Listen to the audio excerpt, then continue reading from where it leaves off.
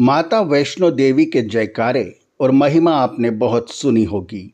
आज हम आपको सच्ची और वास्तविक वैष्णो माता के बारे में बताते हैं। अथर्ववेद का मंत्र है, त्वम हिनः पिता वसो त्वम माता शतक्रतो बभूविथ अथा ते सुमनमीमहे। अर्थात परमात्मा ही वसु है, वही हमारा पिता एवं माता है। इस सृष्टि के सैकड़ों पदार्थ रचने वाला है। ईश्वर ही हमारा सब कुछ है, सबका मालिक है। उससे बड़ा कोई नहीं या उसकी बराबरी कोई नहीं कर सकता। विष्णु का अर्थ है सब में व्यापक, अर्थात सर्वव्यापक परमेश्वर, और माता का अर्थ होता है माप तोल के देने वाली माँ। देवी का अर्थ होता है दिव्य गुणों वाली या प्रदान करने वाली। वैष्णो माता या वैष्णो देवी का अर्थ सर्वव्यापक दिव्य गुणयुक्त माता है, अर्थात सर्वव्यापक, सर्वज्ञ, सर्वजनिता माता। वह है सतचित आनंद, अनंत स्वरूप, निराकार, सर्वेश्वर, परमपिता परमात्मा। वही सबकी माँ है, पिता है, मित्र है, बंधु है। आखिर वैष्णो माता हैं कैसी? वैष्णो माता कैसी है? यजुर्वेद के 40वें अध्याय का 8वां मंत्र है, सह परि अगात शुक्रम अकायम अव्रणम अस्नामिरम शुद्धम अपाप विद्धम यतेहि कवि मनीषि परिभु स्वयंभु शाश्वतीभ्य समाभ्य अर्थान व्यदधात। अर्थात वह परमात्मा सब जगत में परिपूर्ण है, शुद्ध ज्ञान स्वरूप और समस्त जगत का कर्ता है, जो अजन्मा अर्थात तीनों शरीरों, स्थूल, सूक्ष्म और कारण से रहित है। उसमें कोई छिद्र या अवकाश नहीं है, परमाणु भी उसमें छिद्र नहीं कर सकता। वह नस नाड़ियों के बंधन से रहित है, अविद्या, अज्ञानता, क्लेशों और दोषों से रहित है, पाप से रहित रहने वाला है, क्योंकि वह धर्मात्मा है, सबका जानने वाला है, अंतर्यामी और तीनों कालों के व्यवहारों का ज्ञाता है, सबसे ऊपर विराजमान है, कभी उत्पन्न न होने वाला है, अपने सत्य सामर्थ्य से सदा वर्तमान रहता है। जिसने अपने सृष्टि काल में सदा वर्तमान रहने वाली सब प्रजाजनों के लिए सब सत्य अर्थों का वेद वाणी का उपदेश किया है, वही उपासना करने योग्य है।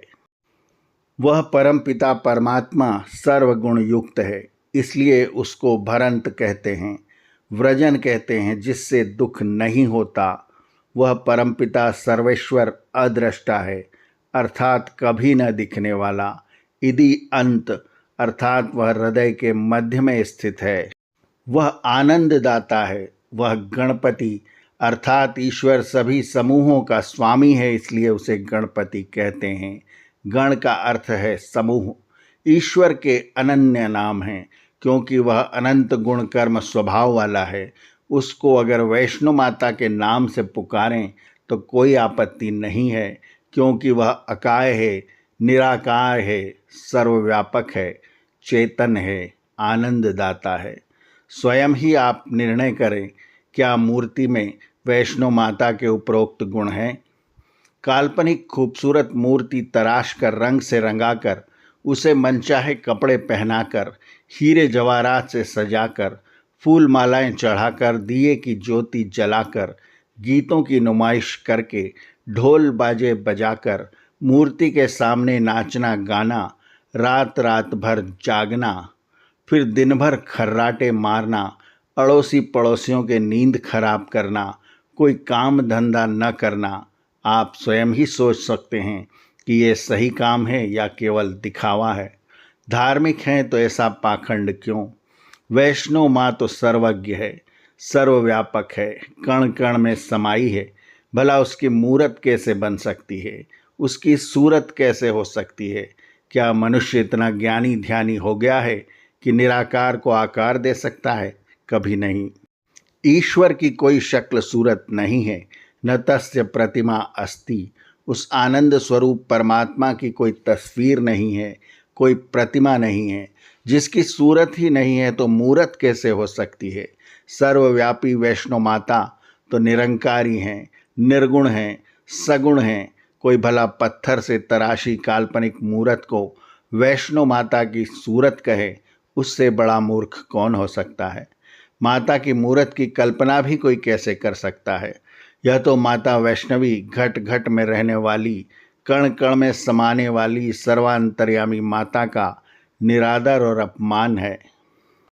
रात रात भर माता का दरबार लगाने वाले भक्त जनों को माँ वैष्णवी सद्बुद्धि प्रदान करे और सत्य ग्रहण करने की शक्ति प्रदान करे, ताकि वे अपने आप से पूछ सकें कि माता का वास्तविक स्वरूप क्या है।